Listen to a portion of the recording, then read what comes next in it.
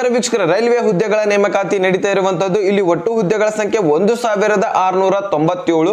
ವಿದ್ಯಾರ್ಹತೆ ನೋಡ್ಕೊಳ್ಳಿ, 10th ಮತ್ತೆ ITI ಪಾಸ್ ಆಗಿದ್ದವರು ಇಲ್ಲಿ ಅರ್ಜಿಯನ್ನ ಸಲ್ಲಿಸಬಹುದು. ವಯಸ್ಸಿನ ಮಿತಿ 18 ರಿಂದ 24 ವಯಸ್ಸಿನ ಒಳಗಿರುವಂತಹ ಒಂದು ಅಭ್ಯರ್ಥಿಗಳು ಅರ್ಜಿಯನ್ನ ಸಲ್ಲಿಸಬಹುದು. ಅದೇ ರೀತಿಯಾಗಿ ವಯಸ್ಸಿನ ಸಡಿಲಿಕೆ ಕೂಡ ಇದೆ.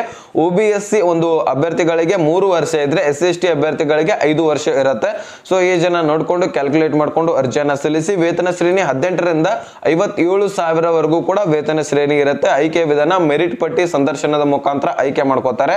ಸೊ ಅದೇ ರೀತಿಯಾಗಿ ಪ್ರಮುಖ ದಿನಾಂಕಗಳು ಮುಖ್ಯವಾಗಿರುವಂತದ್ದು 16/9/2024 ನಿನ್ನೆ ಪ್ರಾರಂಭವಾಗಿದೆ.